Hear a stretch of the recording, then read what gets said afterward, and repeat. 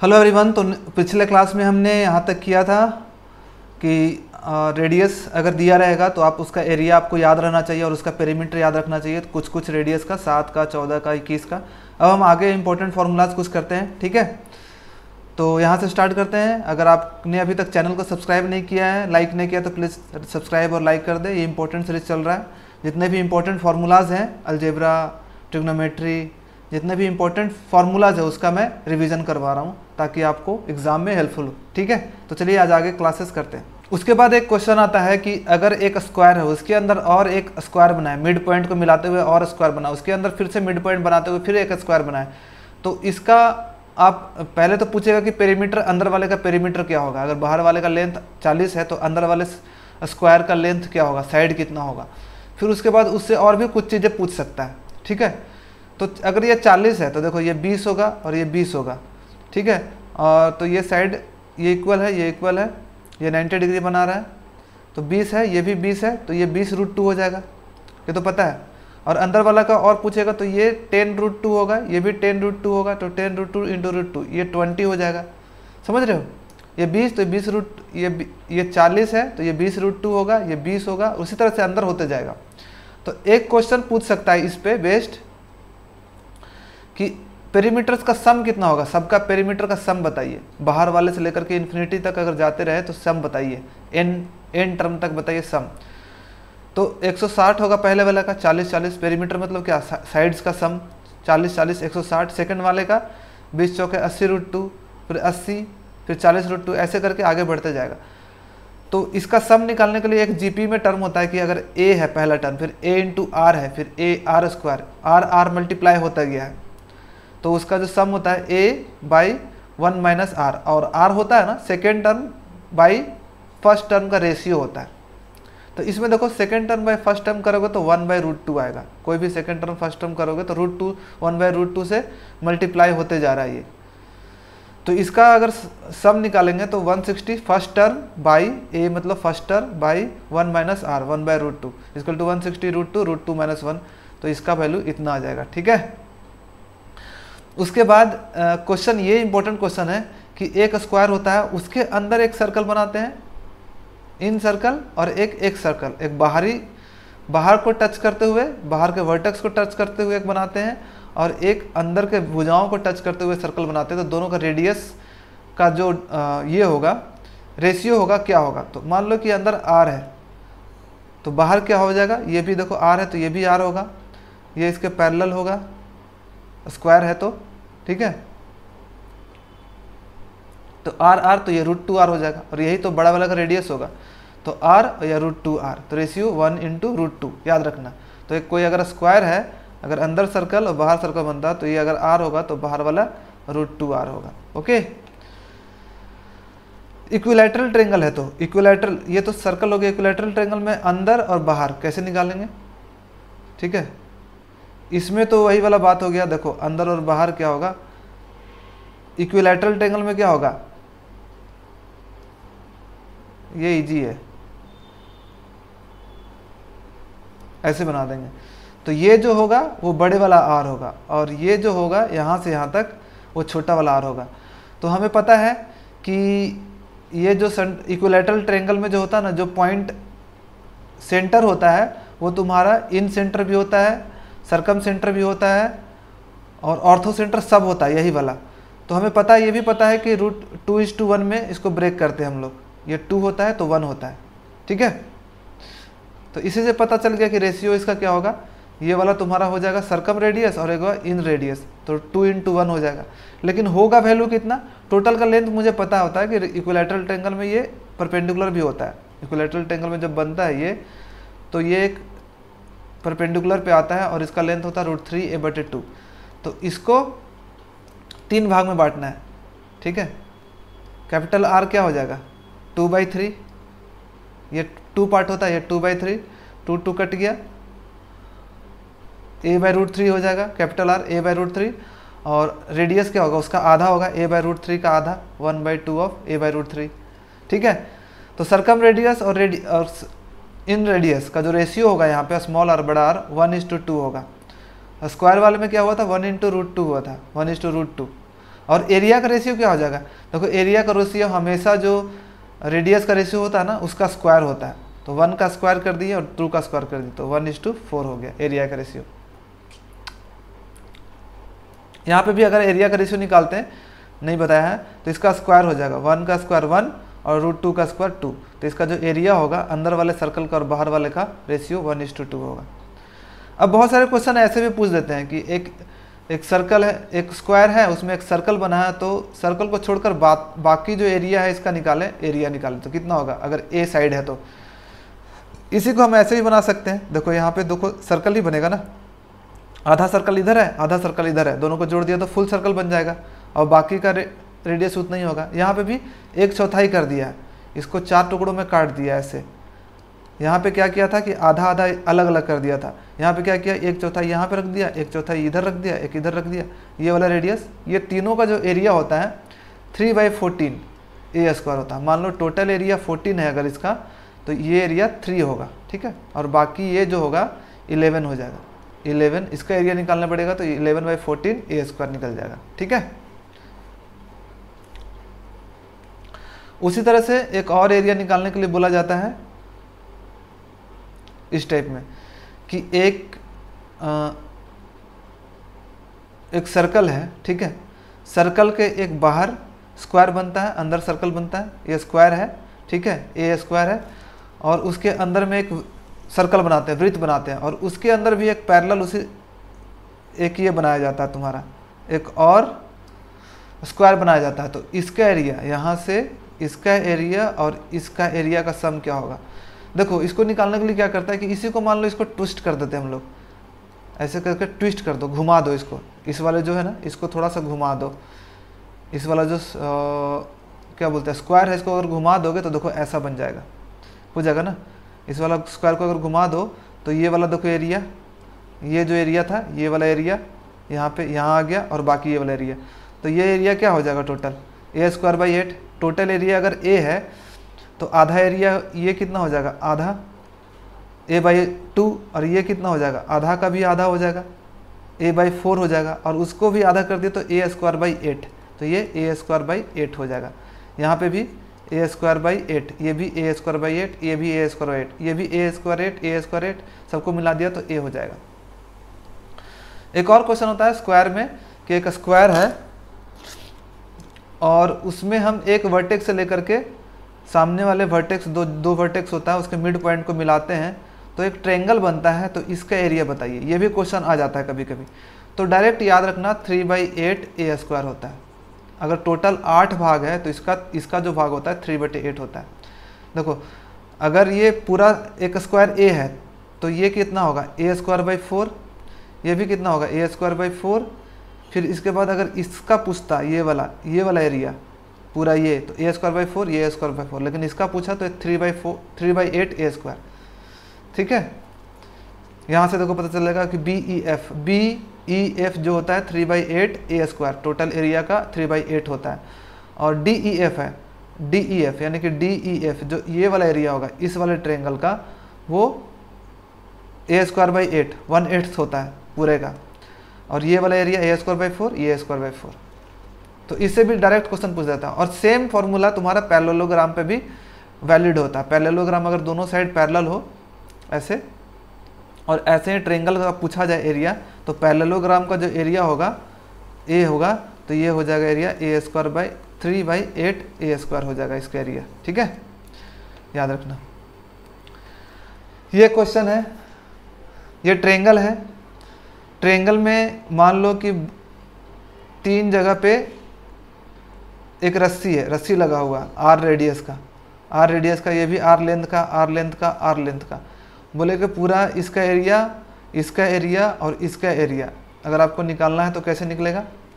देखो तीनों एंगल मिलाकर के कितना होता है 180 होता है कि नहीं, θ1 θ2 θ3 180 डिग्री हो जाता है, पता है 180 डिग्री हो जाता है। तो एरिया क्या होता है, ये सर्कल बन जाएगा। ये टोटल तीनों को जोड़ दिया जाए ऐसे, तो देखो बाकी θ1 θ2, मान लो ये θ2 है, ये θ3 है, और सबका रेडियस R है, तो हाफ सर्कल बन जाएगा। पूरे सर्कल का कितना होता है πr² एरिया होता है, तो हाफ सर्कल का πr²/2, ठीक है। अगर सिर्फ 2 का पूछता तो pi R square by 360 into ये करते हैं, जैसे pi R square by 360 into theta 1 plus theta 2 plus theta 3, theta 1 plus theta 2 plus theta 3 180 होता है, इसलिए पाई स्क्वायर बाई 2 हो गया। अगर दो ही का पूछता सिर्फ थीटा 1 थीटा 2 का, तो यहाँ पे थीटा 1 प्लस थीटा 2 रखते हैं और 360, तो हो जाता है pi R square 3 by 360 into theta 1 plus theta 2। तो जब भी ऐसा पूछे ना कि एक ट्रेंगल है, ट्रेंगल के तीनों कोनों से एक एरिया को काट लिया जाए आर रेडियस का, तो कितना होगा, तो ये पूरा सर्कल का जो एरिया होता है उससे आधा हो जाएगा, जो रेडियस दिया हुआ है उसका आधा होगा। ठीक है,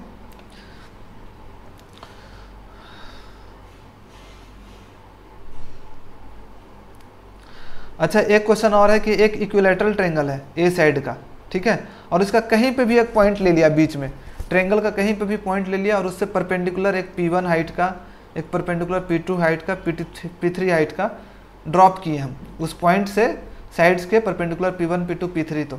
तो इसका अगर पूछा जाए एरिया तो कैसे निकालोगे? अगर साइड का लेंथ पूछा जाए, ए नहीं दिया हुआ है, P1 P2 P3 सिर्फ दिया हुआ है, तो इसका साइड निकल जाता है। साइड का लेंथ क्या होता है, इसका जो साइड का लेंथ होगा ना ए ट्रेंगल का, इक्विलैटरल ट्रेंगल, वो हो जाएगा 2/√3 P1 plus P2 plus P3, तीनों का जो परपेंडिकुलर का जो लेंथ है उसका सम का 2/√3।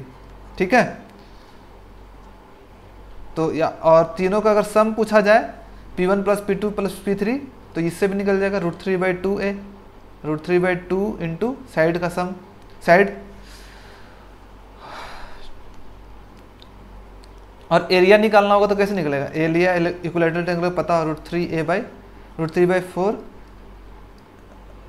ए स्क्वायर होता है, तो ए स्क्वायर का वैल्यू पुट कर सकता है 3/4, ए स्क्वायर का वैल्यू कितना, ए का वैल्यू कितना होगा 2/√3 P1 plus P2 plus P3, इसका टोटल का स्क्वायर। ठीक है, इस टोटल का होल स्क्वायर।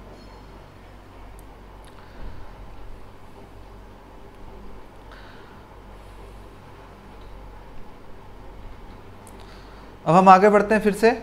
अब ये है एक स्क्वायर है, और स्क्वायर में हमें इसको रेडियस मानते हुए, स्क्वायर है इसको रेडियस मानते हुए एक सर्कल खींचे, ऐसे बनाए, एक बन जाएगा 1/4 ऑफ सर्कल बन जाएगा ये। ठीक है, और इधर से भी एक रेडियस मानते हुए, ए रेडियस मानते हुए एक सर्कल को ऐसे बनाते हैं, एक आर्क बनेगा यहाँ पे, एक आर्क ये बनेगा। तो इस वाला के एरिया अगर निकालना है, ये वाला एरिया, तो ये जो एरिया होता है 3/4 होता है, 4 टोटल 7। हाँ, तो जो रेशियो होता है शेडेड एरिया और अनशेडेड एरिया का, शेडेड एरिया मतलब ये वाला एरिया और ये, तो ये 4 पार्ट होता है। अगर ये 4 है तो इसका एरिया 3 होगा। ठीक है, तो अगर मान लो टोटल 7 है, 7 एरिया है, तो 4 इसका होगा और 3 दोनों मिलाकर 1.5 होगा इसका।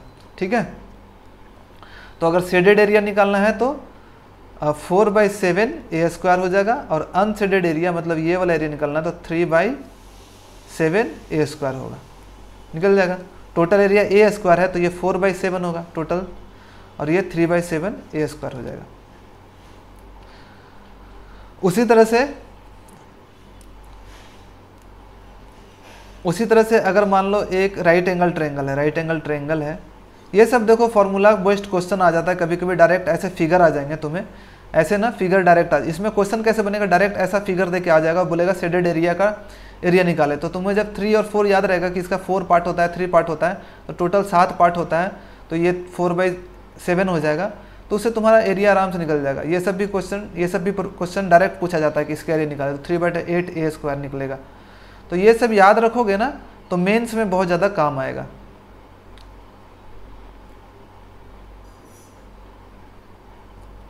जैसे ये राइट एंगल ट्रायंगल है, तो यहाँ पे ना इसको एक डायमीटर मानते हुए अगर हम एक ट्रायंगल खींचते हैं, सबसे पहले तो इसको एक डायमीटर मानते हुए एक हम सर्कल खींचते हैं ऐसे गोल।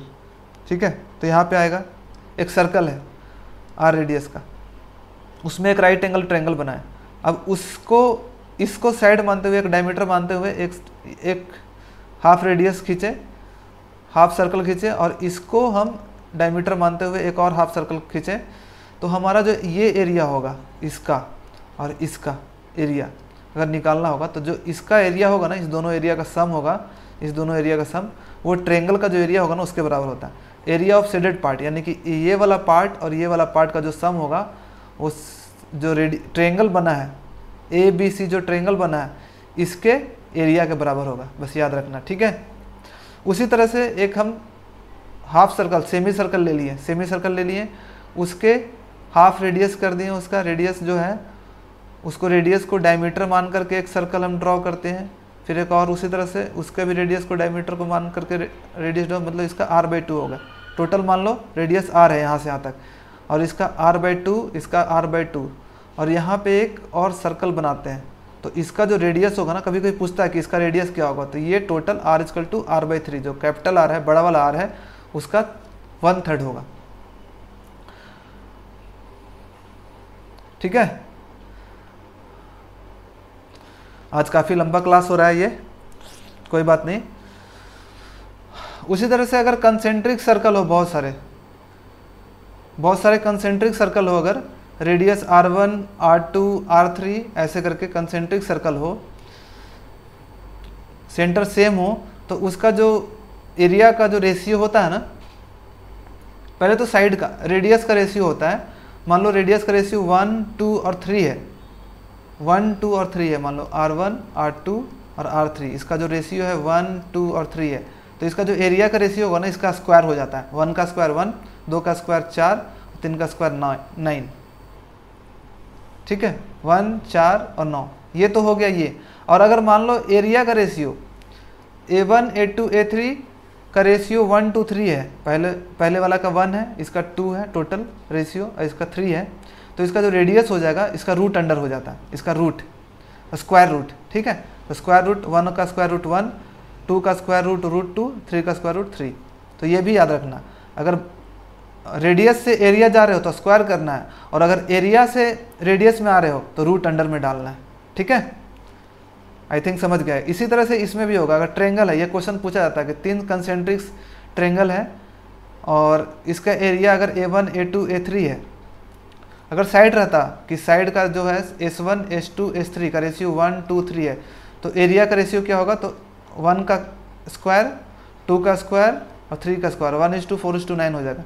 और अगर इसमें एरिया दिया हुआ है कि 1 और बड़ा वाला का 2, इसका डबल है, ये इसका 3 गुना है, तो उसका 1, 2, 3 अगर उसका है रेशियो एरिया का A1, A2, A3, तो उसका जो साइड का रेशियो होगा इक्विलैटरल ट्रायंगल का, उसका रूट अंडर होगा 1 × √2 × √3, इसका हो गया। उसी तरह से इसमें भी वही होगा, अगर कोई एक चतुर्भुज है या फिर स्क्वायर है, कोई भी चतुर्भुज नहीं है, स्क्वायर अगर है और स्क्वायर का रेशियो है, एरिया का रेशियो 1:2:3, इसका 1 है, इसका 1 है, इसका 1 है, यानी कि 1, 1, 2 हो जाएगा, अंदर वाला जोड़ेगा बाहर वाला जोड़ेगा तो 2 हो जाएगा, और ये 3 है, अगर एरिया का रेशियो 1, 2, 3 है तो उसका जो साइड का रेशियो होगा उसका रूट अंडर हो जाएगा, ठीक है। आई थिंक समझ गए हो गया। अगर साइड का रेशियो 1, 2, 3 है तो एरिया का रेशियो स्क्वायर हो जाएगा उसका। अब हम रेगुलर पॉलीगॉन खत्म होने वाला है, उसके बाद वॉल्यूम अगले क्लास में करवाएंगे। रेगुलर पॉलीगॉन है, रेगुलर पॉलीगॉन में पहले हम लोग हेक्सागन में जाते हैं। हेक्सागन में जिसका 6 भुजाएं हो, 6 साइड्स होते हैं, ठीक है, 6 साइड्स हो।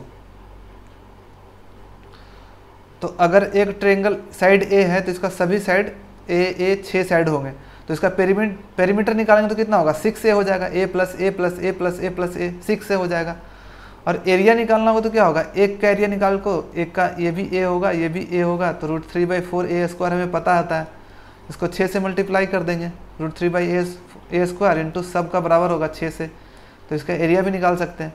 तो जब भी रेगुलर पॉलीगॉन हो ना, तो एक ट्रायंगल पे फोकस करो और उसी को जितने हो उससे मल्टीप्लाई कर दो, आराम से निकल जाएगा, ठीक है। जैसे रेगुलर ऑक्टागन है तो इसमें 8 साइड्स होंगे, और इसमें भी क्या होगा, ए होगा तो ये भी ए और ए, पर ये जो एंगल होगा ये यहाँ पे तो देखो 60 डिग्री होता है, यहाँ पे तो 60 60 60 होता है, लेकिन यहाँ पे आपका 60 60 नहीं होगा सब में, ठीक है, इसमें कुछ और एंगल आएगा।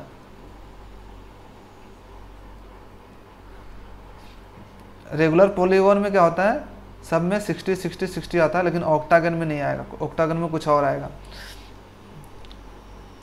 ऑक्टागन में क्या आएगा, देखो ये 360 होता है पूरा, 360/8 करना होगा, 4 दूनी 8, 4 9 36, 90, 45 डिग्री आएगा, बीच में 45 डिग्री आएगा और ये दोनों इक्वल इक्वल होगा। तो 180 में से 45 गया 135, 135/2 65, 67.5 आएगा, 67.5, 67.5। तो इसमें वो वाला नहीं निकाल सकता कि √3/4 a² लगा दिए उसके बाद एरिया निकाल लिए, ठीक है। अच्छा, रेगुलर ऑक्टागन कोई भी होता है, जो पॉलीगॉन जो भी होता है उसका एक फॉर्मूला होता है कि सम ऑफ इंटीरियर एंगल्स जो होता है उसका सम ऑफ इंटीरियर एंगल्स, जो ये एंगल ये एंगल ये एंगल्स ये इंटीरियर एंगल्स होता है, ठीक है। ये एंगल्स होता है ना, ये सभी इंटीरियर एंगल होता है, उसका होता है फॉर्मूला 180 इंटू n-2, जहाँ पे n क्या होता है, साइड्स होता है, जितना भी साइड हो। जैसे ट्रेंगल लेंगे, ट्रेंगल में 3 होता है, तो 3 - 2 180 डिग्री होता है। सम ऑफ इंटीरियर एंगल्स कितना होता है ट्रेंगल का, 180 होता है। 4 लेंगे तो 4 में से 2 गया तो 2 हो जाएगा, 360। तो स्क्वायर में क्या, स्क्वायर बोलते हैं, रेक्टेंगल में चतुर्भुज, ठीक है। चतुर्भुज में क्या होगा, 360 हो जाता है।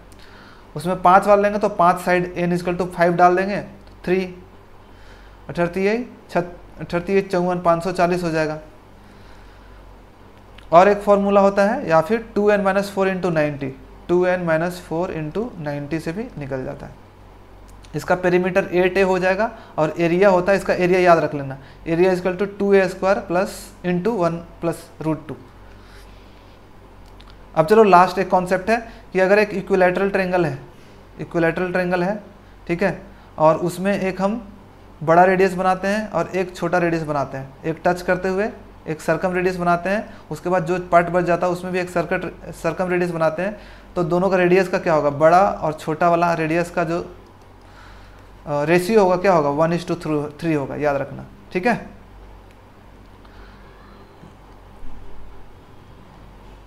और ये r तो पता है कैसे निकालते हैं, कोई भी इक्विलैटरल ट्रायंगल होता है तो उसका इन रेडियस जो निकालने का फॉर्मूला है r 2 × area of triangle by perimeter, 2 × area of triangle by perimeter of triangle.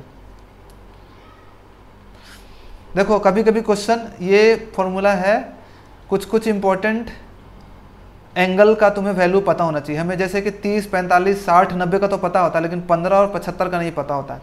तो अगर कोई ट्रायंगल ऐसा दे दिया जिसमें कि एक एंगल 15 डिग्री हो, दूसरा 75 हो, अगर इसका एरिया निकालने बोला जाए तो बहुत मुश्किल हो जाएगा। लेकिन अगर sin 75 cos 75 का वैल्यू पता हो तो तुम आराम से निकाल सकते हो, ठीक है।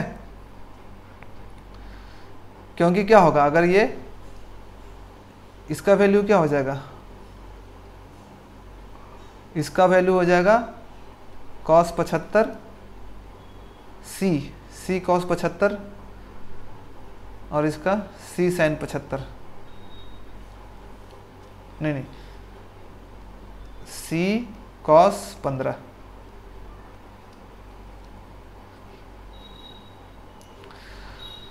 तो अगर इसका एंगल पता होता ना तो ये हम निकाल लेते आराम से, इसका बेस निकल जाता, ये उसका हो जाता है। अगर ये सीधा ये लेंथ है तो ये हो जाएगा, इसका जो लेंथ होता है c उसका cos 75, और ये निकालना होता तो c × sin नहीं cos 15, तो 15 75 tan 15 और tan 75, इसका वैल्यू याद रखना थोड़ा सा सही रहेगा अगर याद रखो तो। sin 15 = √3 - 1/2 √2 और sin 75 = √3 + 1 2 √2, tan 15 2 - √3, tan 75 2 + √3।